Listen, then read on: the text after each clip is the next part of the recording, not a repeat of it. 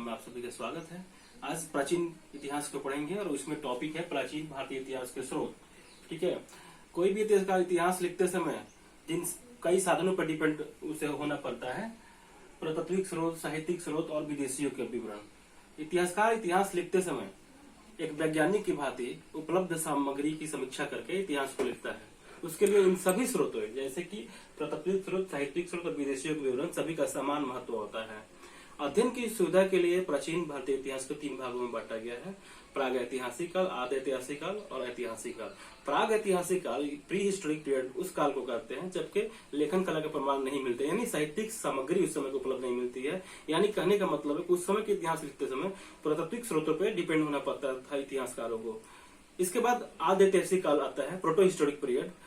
इस समय के लेखन के प्रमाण तो मिलते हैं लेकिन उसकी लिपि अभी तक पढ़ी नहीं जा सकी है। उदाहरण के तौर पर सिंधु घाटी सभ्यता की लिपि या हड़प्पा सभ्यता की लिपि जो चित्राक्षर लिपि थी, बाएं से दाएं लिखी जाती थी, फिर दाएं से बाएं किलनुमा होती थी, तो उसको पढ़ा नहीं जा सका है। इसलिए उस समय का भी इतिहास लिखते समय पुरातात्विक स्रोतों पर डिपेंड होना पड़ता है। इसके बाद आता है ऐतिहासिक काल जो 600 ईसा पूर्व के बाद का आता है। ओके, अब हम बात करेंगे इन 3 स्रोतों पे। तो पुरातात्विक स्रोत पे पहले बात कर लेते हैं, जो कि प्राचीन भारतीय इतिहास का प्रमुख स्रोत होता है पुरातात्विक स्रोत। पुरातत्व क्या होता है पहले जान लेते हैं। पुरातत्व वह विज्ञान है जिसके तहत पृथ्वी के गर्भ में छुपी हुई चीजों को खुदाई करके पता लगाया जाता है और उसके आधार पे हम उस समय उस काल का इतिहास को जानते हैं। ठीक है, और जानने का प्रयास करते हैं। पुरातात्विक स्रोतों में अभिलेख, सिक्के, स्मारक और भवन और मूर्ति आती है।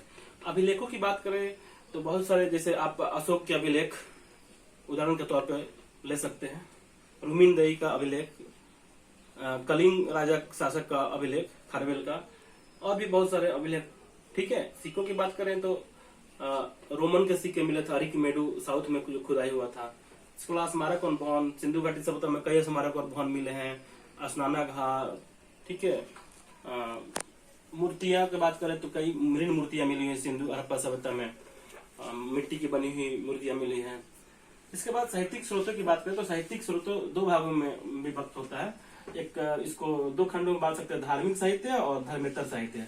धार्मिक साहित्य यानी धर्म से रिलेटेड जो पुस्तकें हैं, और धर्मेतर साहित्य यानी धर्म से अलग, यानी ऐतिहासिक पुस्तकों को धर्मेतर साहित्य कहा जाता है। धार्मिक साहित्यों में ब्राह्मण साहित्य, तो ब्राह्मण साहित्यों के अंतर्गत आपको ये आ जाएगा ऋग्वेद, यजुर्वेद, अथर्ववेद, सामवेद, यानी 4 वेद आ जाएंगे। इसके अलावा ब्राह्मण ग्रंथ, आरण्यक, उपनिषद, ये सभी ब्राह्मण साहित्य में आ जाएंगे। इसके आधार पे भी इस इतिहास को लिखा गया। इसके बाद बौद्ध साहित्य आएगा। बौद्ध साहित्य में आपको अंगुत्तर निकाय, ठीक है, अंगुत्तर निकाय आपको बौद्ध साहित्य में है। जातक कथाएं हैं और भी बहुत सारे, जैसे कि आपको विनय पिटक है, सूत पिटक है, अभिधम पिटक है, ये सभी बौद्ध साहित्य में आएंगे। जैन साहित्य में कल्प सूत्र है, ठीक है, आचरांग सूत्र है, ये सभी जैन साहित्य में आएंगे। इसके अलावा आप धर्मेतर साहित्य की जब हम बात करेंगे तो पाणिनि द्वारा लिखा हुआ जो है अष्टाध्यायी, जो व्याकरण की पुस्तक है सबसे प्राचीन, वो आ जाएंगे ऐतिहासिक ग्रंथ एवं धर्मेतर साहित्य के अंतर्गत। मुद्रा राक्षस जो है विशाखकृत है, जिसके अध्ययन से हमें मौर्यकालीन प्रशासन के बारे में जानकारी मिलती है। ये महाभाष्य है, महाभाष्य है पतंजलि का। ठीक है, और इसके बाद अर्थशास्त्र है चाणक्य द्वारा लिखा हुआ, जिससे जो कि राजनीतिक शास्त्र की पुस्तक है, कहने के लिए नाम अर्थशास्त्र है। इसके बाद कथा सरित सागर सोमदेवकृत है। इसके अलावा मालविका, अग्निमित्र और रघुवंश, ये कालिदास द्वारा रचित है, जिससे गुप्त वंश के बारे में और उस समय के प्रशासन के बारे में हमें जानकारी मिलती है। राजतरंगिणी के अध्ययन से हमें कश्मीर के बारे में और कश्मीर के वंशावलियों के बारे में जानकारी प्राप्त होती है। और राजतरंगिणी कलहड़ ने लिखा था, कलहड़ ने राजतरंगिणी लिखा था। ओके, इसके बाद विदेशियों के विवरण को हम देखेंगे तो विदेशियों के विवरण में यूनान और रोम के लेखक आ जाएंगे। यूनान और रोम के लेखक जो हैं वो विदेशियों के विवरण के अंतर्गत आएंगे। इसमें बहुत सारे लेखक आ जाएंगे, जैसे टेसियस, ठीक है, चीन के लेखक आ जाएंगे जिसमें फायान, संग्यून, ये सभी आ जाएंगे। अरब के लेखक आ जाएंगे, ठीक है, अरब के लेखक में सुलेमान, अलबरूनी, ये सभी लेखक आ जाएंगे।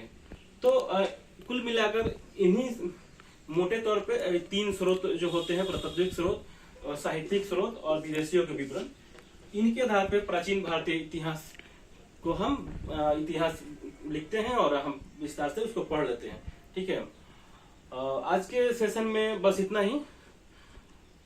एक महत्वपूर्ण बात ये बता दूं कि आप चैनल के डिस्क्रिप्शन, वीडियो के डिस्क्रिप्शन में जाके आप इसका पीडीएफ जो है डाउनलोड कर सकते हैं और डिटेल में पढ़ सकते हैं। पीडीएफ डाउनलोड करके आई बटन में मिल जाएगा इस पीडीएफ का लिंक। अगर आप इस चैनल पर नए हैं तो चैनल को सब्सक्राइब करें ताकि अगला लेसन सेशन आपको मिलता रहे। Thanks for watching.